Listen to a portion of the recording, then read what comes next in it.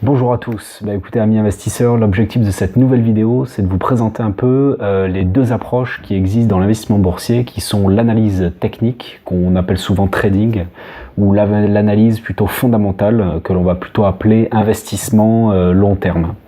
Voilà, donc en fait c'est deux approches, un peu deux stratégies d'investissement que l'on retrouve régulièrement sur les discussions autour de la bourse. Et donc là l'objectif c'est un peu de démystifier un peu ces deux approches et de vous dire un peu ce que j'en pense et pour moi quelle est la meilleure stratégie à utiliser pour un investisseur particulier. Alors déjà pour commencer, peut-être une définition sur les deux concepts.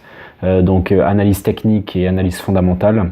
Alors analyse technique en fait c'est tout simplement que l'on va analyser, on va faire de l'analyse graphique en fait sur l'évolution des cours boursiers. Donc quand vous regardez une action quelle qu'elle soit, vous allez retrouver un graphique qui montre donc l'évolution du prix de l'action dans le temps. Et donc la stratégie de faire de l'analyse technique, ça va tout simplement être d'analyser les graphiques et différents indicateurs boursiers, donc tout ce qui est volume d'échange. On va pouvoir également faire des calculs mathématiques autour de ces graphiques, donc tout ce qui est moyenne mobile, tout ce qui est également ce qu'on va appeler les supports, les résistances sur ces graphiques.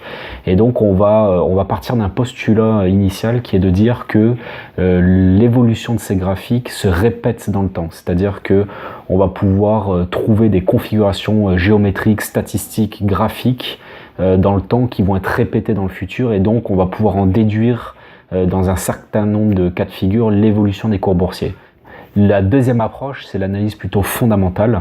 Alors celle-ci, en fait, on va pas du tout se baser sur l'analyse des graphiques, mais on va s'intéresser au business de la société et aux comptes de cette société. Donc les comptes de résultats, bilan, flux de trésorerie, et également le business model de cette société, voir si elle est en croissance ou pas, le prix du marché est-il comparable par rapport aux actifs que la société détient. Voilà, donc là, c'est vraiment ce qu'on va appeler l'analyse fondamentale, où on va s'intéresser au fonctionnement de la société, à ses données financières, économiques et à l'environnement macroéconomique. Voilà, donc maintenant que j'ai défini un peu les deux grands concepts, essayons de voir ce qui semble plus approprié pour un investisseur aujourd'hui. Alors déjà en termes de rentabilité, quelle est l'approche la plus rentable? Analyse technique ou plutôt analyse fondamentale? Alors là-dessus, il n'y a pas d'étude sur lequel on peut réellement se baser pour prouver quelle est la méthode la plus performante dans le temps. En revanche, il y a plusieurs choses qu'on peut remarquer. Déjà la première chose, c'est quand on regarde le monde des professionnels, donc des investisseurs qui investissent donc l'argent des particuliers, donc généralement on les retrouve dans les fonds de pension ou en France c'est les fonds communs de placement.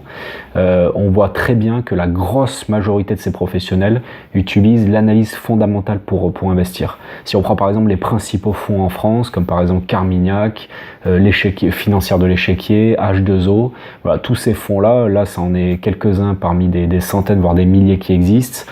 Si vous allez sur ces sites internet, vous allez voir que leur stratégie, leur philosophie d'investissement, c'est clairement en se basant sur l'analyse fondamentale. Donc moi j'aurais tendance à dire, en tant que particulier, on a plutôt intérêt à regarder comment travaillent les professionnels et essayer de s'inspirer de leur méthode. Donc là, ça penche clairement en faveur de l'analyse fondamentale. En termes de rentabilité, ce qu'on voit aussi, c'est à partir du moment où vous êtes sur de l'analyse technique, vous allez plutôt être sur des échelles de temps assez courtes et vous allez avoir tendance à faire des allers-retours rapidement, voire même ce qu'on appelle de l'intraday, c'est-à-dire vous allez directement faire des allers-retours dans la même journée, alors que l'investisseur value va plutôt être long terme dans sa méthode d'investissement, au moins 6 mois, voire plusieurs années.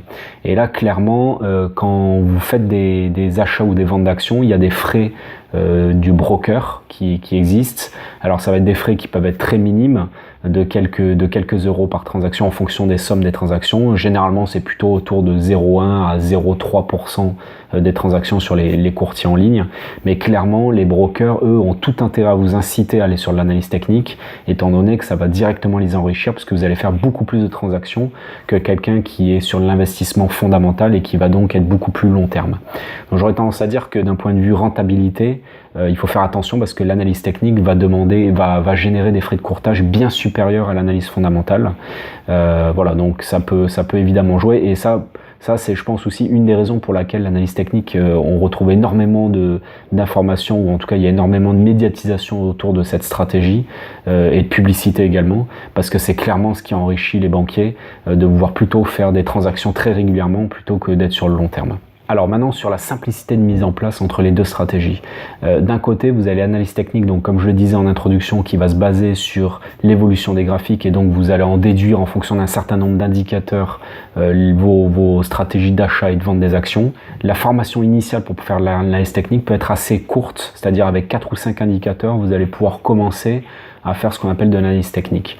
D'un autre côté, l'analyse fondamentale va demander quand même beaucoup plus de travail initial, étant donné que vous allez devoir être capable d'analyser les comptes d'une société, son business model. Donc il y a quand même une compétence d'analyse financière nécessaire pour pouvoir faire l'analyse fondamentale qui demande quand même un travail initial important. Pour débuter en bourse, on peut avoir tendance à se tourner vers l'analyse technique au démarrage parce que ça va être plus simple à mettre en pratique rapidement.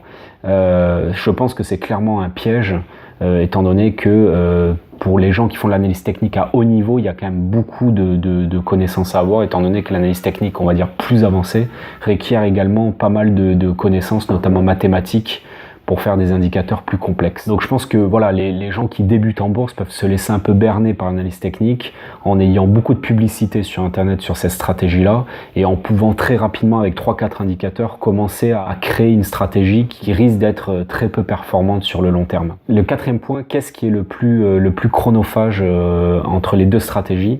Alors là, clairement, il y a un gros écart aussi entre l'analyse technique et fondamentale, étant donné que dans l'analyse technique, comme je le disais, vous allez être sur des échelles de temps beaucoup plus courtes. Donc quelqu'un qui fait du trading va devoir être constamment derrière son écran et surtout procéder aux transactions pendant les séances d'ouverture de la bourse et va devoir suivre ses graphiques très régulièrement pour s'assurer que tel ou tel indicateur est vert pour qu'il puisse procéder à l'achat ou à la vente de ses actions. En analyse fondamentale, étant donné qu'on est beaucoup plus long terme, on va pas du tout avoir besoin d'avoir un suivi vraiment au quotidien. Donc on peut être beaucoup plus passif dans le mode de fonctionnement. Voilà, donc je dirais que sur l'investissement initial, comme on le voyait précédemment en analyse fondamentale, il y a peut-être un investissement initial qui est plus important que l'analyse technique. En revanche, après dans la gestion au quotidien, très clairement, l'analyse fondamentale va vous permettre d'investir sur le long terme et donc d'éviter à suivre au quotidien l'évolution des graphiques. Donc ça, je pense que c'est un énorme avantage pour cette stratégie. Alors évidemment, en analyse technique, on peut automatiser une partie des transactions, mais ça requiert quand même là, du coup, beaucoup plus de connaissances et beaucoup plus de travail au démarrage de l'activité. Voilà. Et pour finir, je dirais qu'il y a du bon sens. C'est-à-dire que entre les deux stratégies, de façon empirique, on voit bien que le fondamental fonctionne. J'ai plusieurs preuves à ça. La première, c'est quand il y a une introduction en bourse, évidemment que la cotation initiale est liée à l'analyse de la société, de ses comptes, etc. Donc ça prouve bien que l'analyse fondamentale est déterminante pour juger du prix de l'action.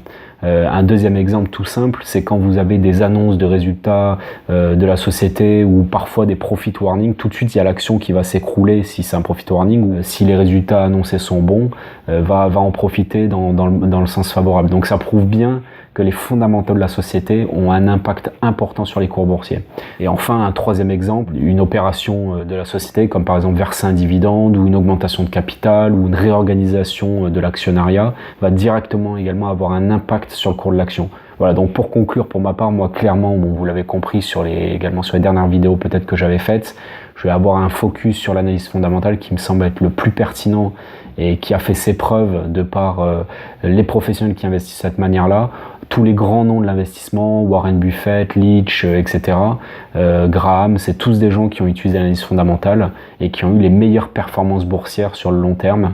Donc c'est clairement la stratégie que je recommande, d'autant plus que dans la gestion au quotidien, elle est quand même beaucoup plus facile et vous pouvez très bien gérer un gros capital boursier avec de l'analyse fondamentale en parallèle d'une activité professionnelle, ce qui sera beaucoup plus compliqué si vous voulez faire du trading quotidien avec de l'analyse technique qui va vous demander un suivi permanent des cours boursiers. Voilà, écoutez, j'espère que cette vidéo vous a plu. N'hésitez pas à vous abonner si vous souhaitez être informé de mes prochaines vidéos. Je vous dis à très bientôt.